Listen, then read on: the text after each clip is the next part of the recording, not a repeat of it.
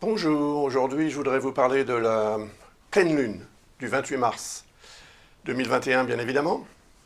La nouvelle lune vient de passer et comme toujours donc je fais ces analyses avec un peu d'avance de manière à ce que vous puissiez en profiter et vous préparer également parce que ces événements sont quand même importants, mine de rien. Et en prendre conscience, en prendre connaissance peut nous permettre de nous préparer, de nous adapter et d'en tirer un meilleur parti.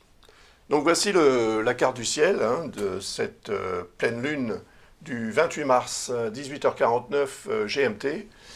Et cette pleine lune, en fait, elle est importante parce qu'elle concerne le signe du Bélier, qui est le premier signe du zodiaque. Donc on va voir tout ça en détail, autant que possible. Après, c'est une vidéo quand même assez généraliste et courte, mais voilà, si ça vous intéresse, continuez à regarder.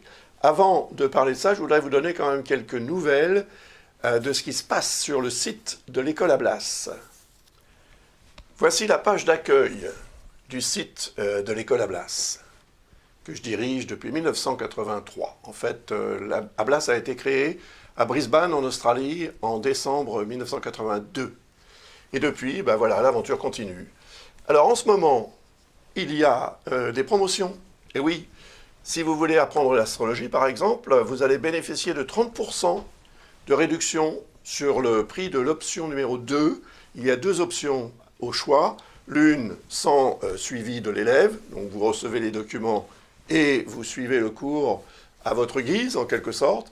Et la deuxième option qui, elle, est suivie, c'est-à-dire que vous envoyez des devoirs qui sont corrigés, qui sont commentés, on répond à vos questions, etc. On vous suit, quoi. Voilà, alors ça, c'est jusqu'au 31 mars.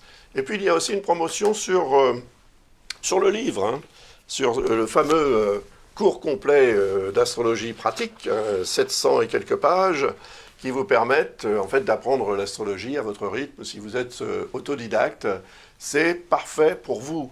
Et en ce moment, j'offre les 16 vidéos du cours, car le cours est accompagné de vidéos qu'on peut regarder tout en apprenant les leçons, bien évidemment. Et puis, il y a aussi Lucas. Alors, Lucas, lui, il propose des formations en ligne. Il y a différents types de formations qu'il propose. Vous allez pouvoir, en fait, vous initier ou bien améliorer vos connaissances dans un domaine ou dans un autre, que ce soit les transits, que ce soit la révolution solaire, que ce soit autre chose. Vous verrez avec Lucas, il vous sera très utile. Donc là, vous cliquez sur sa photo, vous allez arriver sur une page qui lui est concernée et vous pourrez évidemment vous décider au choix ou bien le contacter pour avoir davantage d'informations. Et puis là, vous voyez, ce sont les collaborateurs et collaboratrices de l'école Ablas, Anne-Laure, Isabelle, Lucas, donc évidemment, Magali, Zoé, Michel et Fabien. Ils sont tous et toutes à votre disposition, à votre service, si vous souhaitez une analyse astrologique quelle qu'elle soit. Donc visitez ce site de temps en temps, vous aurez des informations et vous pourrez peut-être aussi bénéficier de certaines promotions, comme par exemple le livre ici. Ça, c'est le livre sur les transits planétaires, qui est ici. Et ce livre, en fait, il réunit tout un tas d'informations pour pouvoir analyser tout simplement les transits, c'est-à-dire faire des prévisions astrologiques.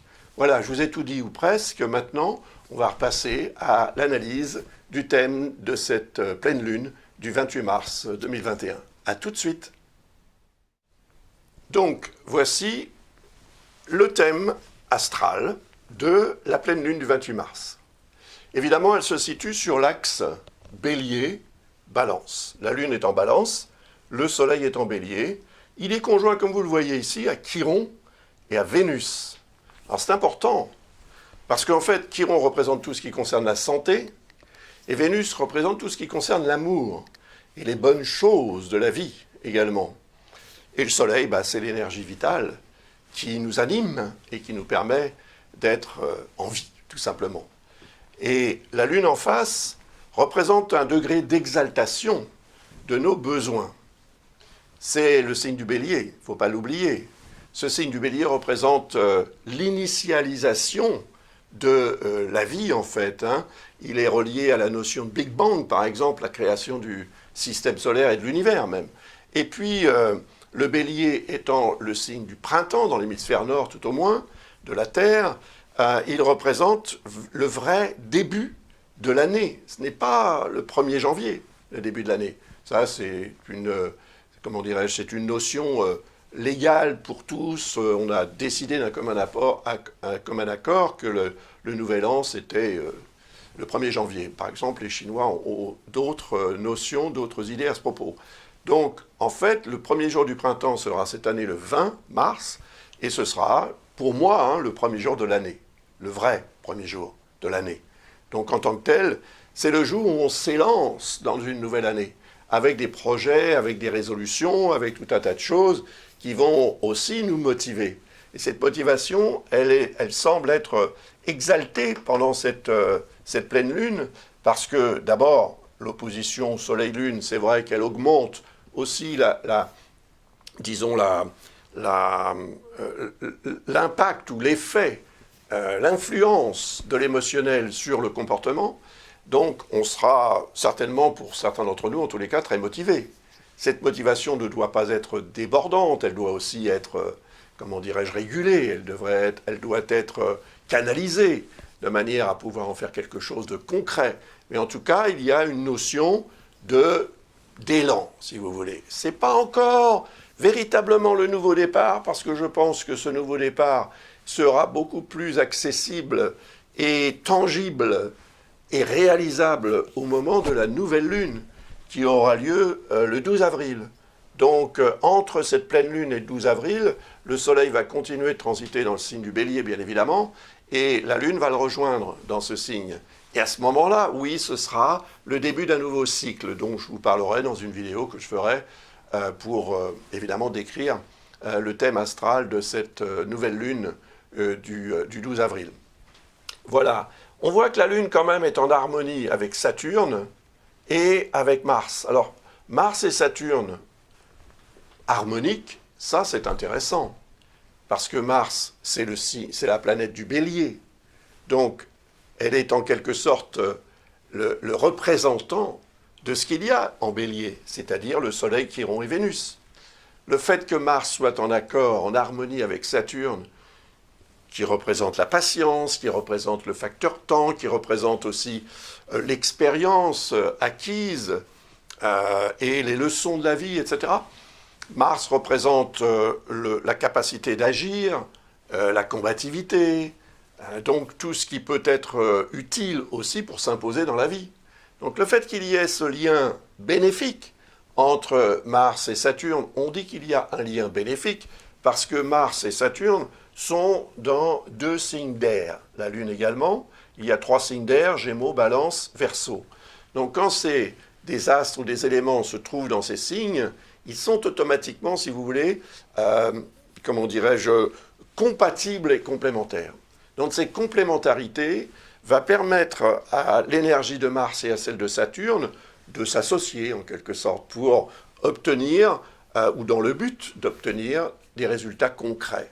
Mars va séjourner en Bélier jusqu'au 23 avril. J'ai fait une vidéo au sujet du transit de Mars, en Gémeaux, du transit de Mars en Gémeaux.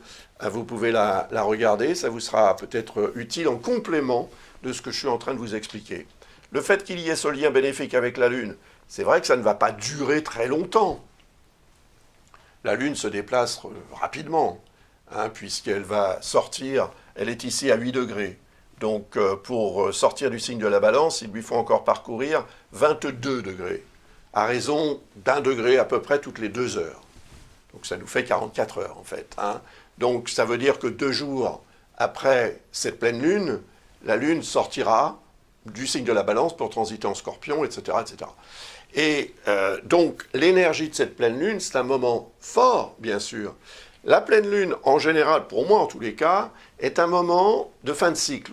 Tout au moins, elle représente le début de la fin, en quelque sorte. Donc, ça veut dire que c'est un moment à choisir pour décider de ce que l'on va clôturer arrêter, abandonner, cesser de faire, etc., dans le but de s'engager dans quelque chose de nouveau.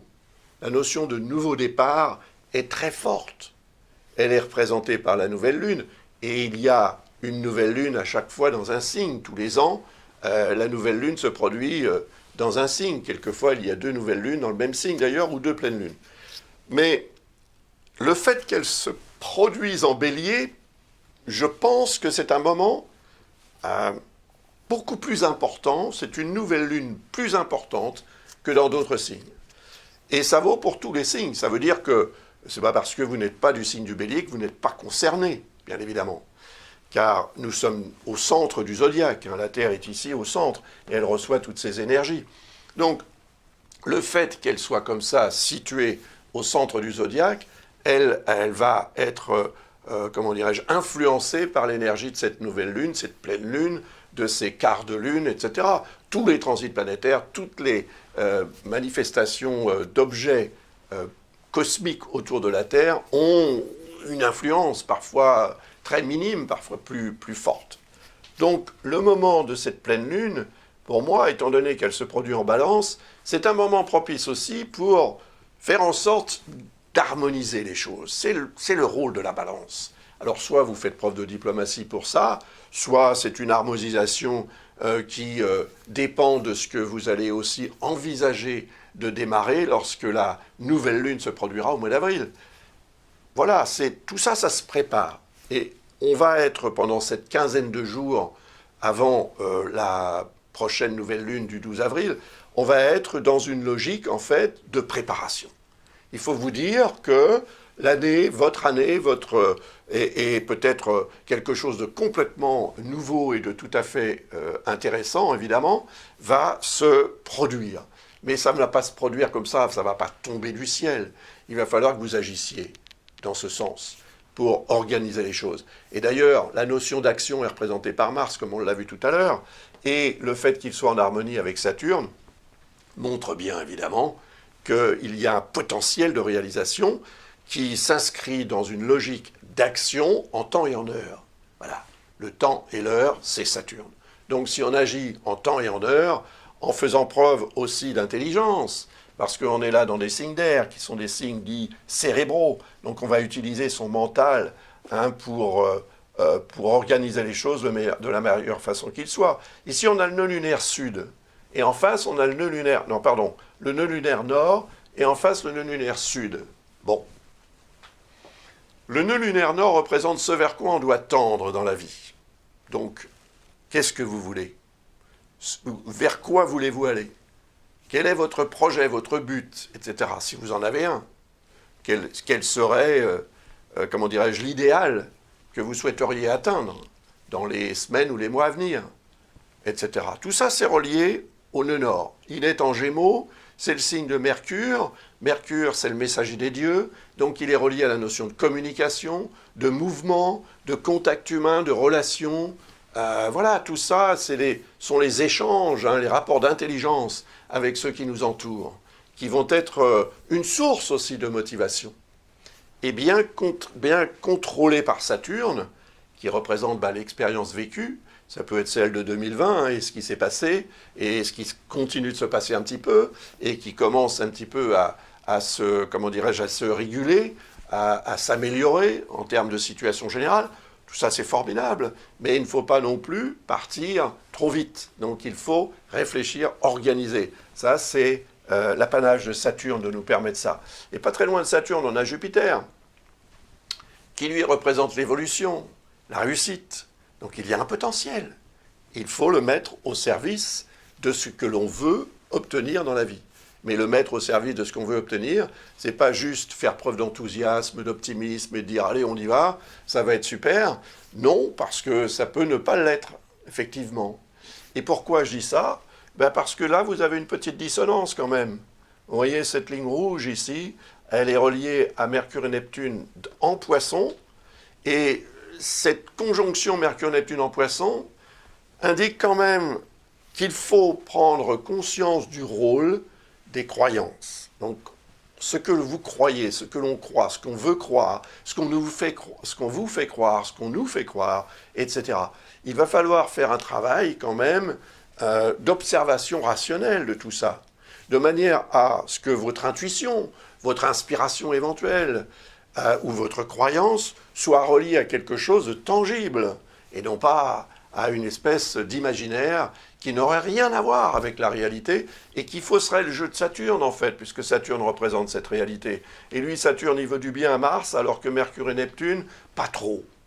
Puis Mercure, c'est le maître des Gémeaux, comme on dit, c'est la planète qui représente le signe des Gémeaux. Et Mars est en Gémeaux. Le nœud nord est en Gémeaux également. Donc attention de ne pas non plus dire, penser n'importe quoi, ou penser ce qu'on a envie de penser, croire ce qu'on a envie de croire, parce que ça nous arrange en quelque sorte, et parce que ça va créer cette motivation effectivement, mais ça ne garantira pas un résultat concret. Donc ça, c'est à réfléchir, surtout qu'au moment de la pleine lune, bien sûr, il y aura un degré d'exaltation supplémentaire relié à cet événement, à cette influence de la pleine lune, comme on sait, qui en a une importante sur les marées. Donc, comme le corps humain est constitué quand même d'environ 70 à 80% d'eau, il est évident que la Lune a un effet de marée dans notre corps, et ça a un effet sur notre métabolisme, donc aussi sur notre psychologie. Et l'exaltation qui peut être particulièrement positive, parce que la Lune est en harmonie avec Mars, elle peut permettre effectivement de déclencher quelque chose qui le sera très positif, et qui donnera un résultat qui le sera également. Il faudra faire preuve à la fois de spontanéité, mais pas d'impulsivité. Il y a une grande différence entre la spontanéité et l'impulsivité. J'espère que vous savez de quoi je parle. Et cette lune, donc, elle va continuer son périple, mais avant de vous parler un petit peu de ce périple, voyez ici le nœud lunaire sud. Ce nœud lunaire sud, comparé au nœud lunaire nord, représente ce de quoi on doit se débarrasser, se détacher. Le détachement, ce n'est pas de l'indifférence, c'est simplement se dire que, voilà, c'est plus pour soi, ça n'est plus la peine de se préoccuper de cela. Alors, qu'est-ce que c'est? J'en sais rien, parce que ça va dépendre évidemment de la vie de tout un chacun, c'est différent pour tout le monde. Mais le nœud sud représente quand même la tendance à se compliquer un petit peu les choses, alors que le nœud nord c'est la solution, et c'est une solution plutôt simple. Donc simplifions, et en simplifiant, on obtiendra des solutions ou des réponses aux questions qu'on se pose, qui seront peut-être plus faciles à comprendre également. Mais là, on a ces dissonances. Donc une dissonance avec Vesta, qui est ici en Vierge, à 9 degrés, rétrograde, et une dissonance avec aussi Mercure et Neptune. Là, on revient aux croyances. Si vous croyez que ça n'est pas possible, vous ne le ferez pas. Si vous croyez trop que c'est possible sans prendre en considération les réalités, vous le ferez et vous irez dans le mur. Donc, il va falloir quand même trouver le juste milieu, là, pour éviter de faire des erreurs, tout simplement, qui peuvent être des erreurs diplomatiques aussi. On dit n'importe quoi, parce qu'on le pense ou parce qu'on le croit, et ça passe mal. Donc, ça peut être aussi à l'origine de tensions et de perturbations. Voilà. Donc, il y aura un travail à faire sur aussi, évidemment, la gestion des réalités par rapport à l'imaginaire qui est représenté encore une fois par Neptune. Mercure, c'est notre mental, et ce qui s'y passe. Donc Neptune peut créer une espèce de brouillard cérébral pour certains, plus que d'autres bien sûr. Pour certains, ce sera une source d'inspiration. Mais cette inspiration, c'est formidable d'en avoir, effectivement. Mais il faut la concrétiser, sinon ça ne sert pas à grand-chose d'avoir une inspiration. Donc l'artiste qui a une inspiration, il va la coucher sur le papier, il va la peindre sur son canevas, il va la pianoter sur son clavier, et voilà, il va en créer une symphonie ou une chanson ou autre. Donc le créatif a besoin d'être inspiré, mais le rêve, par exemple, n'a rien à voir avec la réalité la plupart du temps, à moins que ce soit un rêve prémonitoire ou un rêve vraiment en rapport avec ce qu'on a vécu dans la journée. Quand on dort, on s'évade. Et dans la tête, éveillé aussi, on s'évade. On en a besoin. C'est par une lecture, c'est par quoi que ce soit d'autre qui nous permette, voilà, cette évasion et cet enrichissement aussi quelque part. Mais ça n'est pas la réalité. Voilà.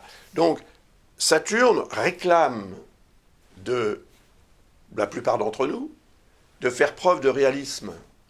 Il est dans le signe du Verseau depuis le mois de décembre avec Jupiter. C'est le signe des gens, c'est le signe de la société. Donc il est là pour imposer des règles.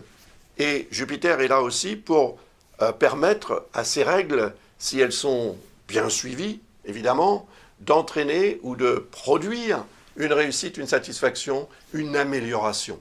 Ces règles, ce sont les règles que vous avez peut-être au travail, que vous avez à la maison, ce sont les règles qui vous sont imposées ou que vous vous imposez, quelles qu'elles soient, ces règles, elles sont représentées par Saturne.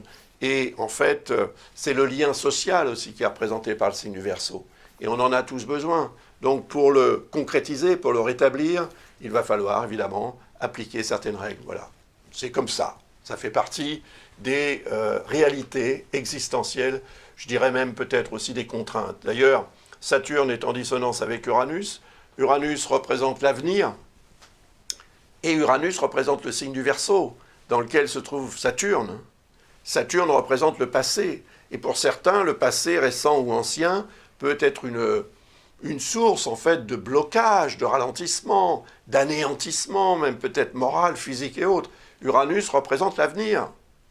Peut-être faut-il aussi accepter de faire une synthèse entre le passé et l'avenir. Sinon, cet avenir devient difficile à envisager et même peut-être à réaliser. Et pourtant, on y va tous les jours, on y va chaque seconde dans l'avenir. Le présent n'existe pas, finalement. Dès qu'il est là, il devient le passé. Ça, c'est terminé, c'est du passé. Vous voyez, donc, le fait est que c'est une relation entre le passé et l'avenir qui doit s'établir pour qu'on puisse s'appuyer, comme sur un tremplin, comme sur un plongeoir, sur ce passé pour réaliser l'avenir.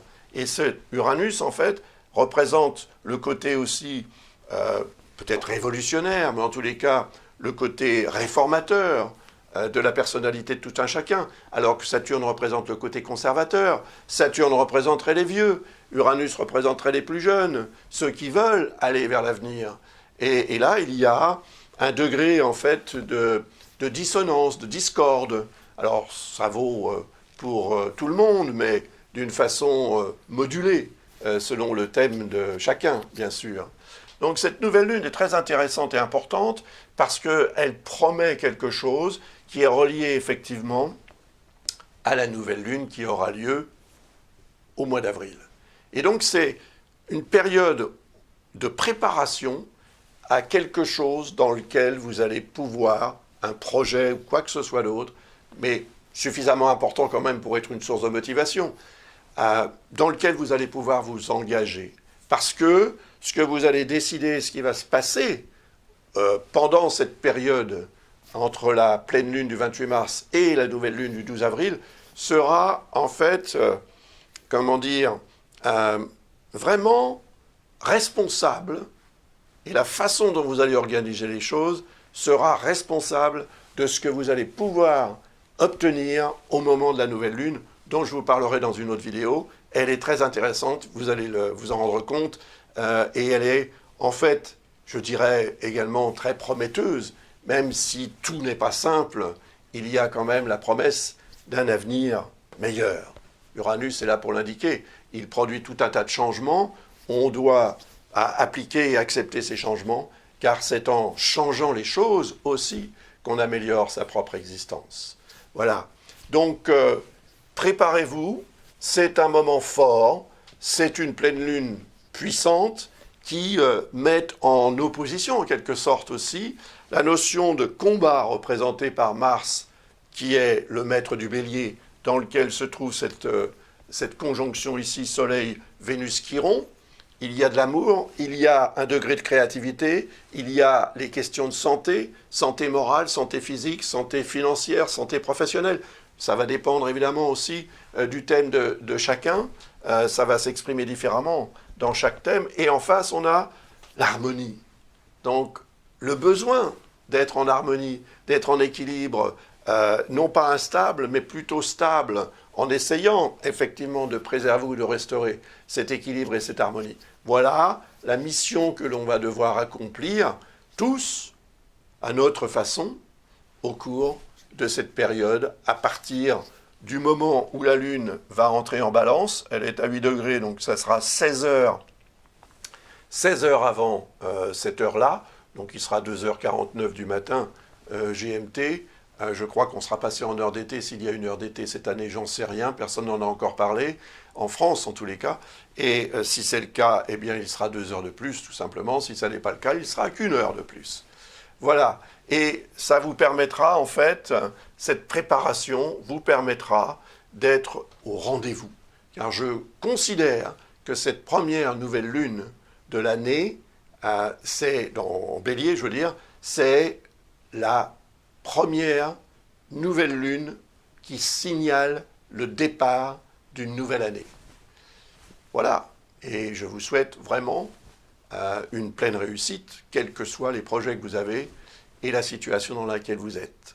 Je vous remercie infiniment de votre attention et de votre intérêt pour mon travail, et pour mes ouvrages, et pour mes cours.